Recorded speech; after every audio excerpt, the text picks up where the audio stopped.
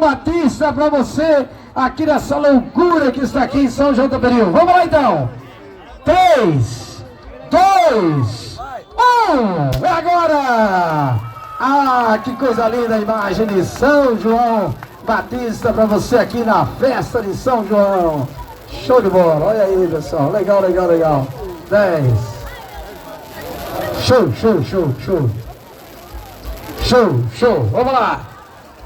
Agora é o... Pode ir sobrinho dentro do tio? Não, lá é o...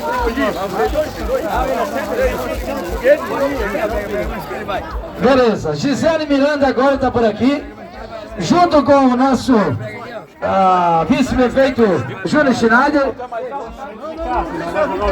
Contagem regressiva, tá? Ei, contagem regressiva. Aqui tá. Não, vai do 5. 5. Todo mundo vai cantar 11, tem que começar 11. Não, 11 aqui, 11. Aí, ó. 5, 4, 3, 2, 1. Agora. Show. Show de bola, pessoal. Vamos lá então. Vamos preparar, pessoal, que agora nós vamos fazer o acendimento da fogueira. A maior fogueira do sul do Brasil. Eu quero que vocês contem comigo na contagem regressiva, ok? Todo mundo contando comigo. 5, 4, 3, 2, 1.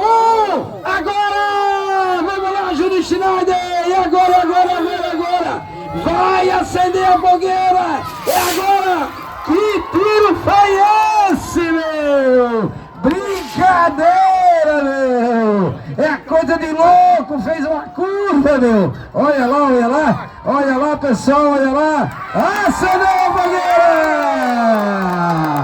Aê! Que coisa linda e maravilhosa!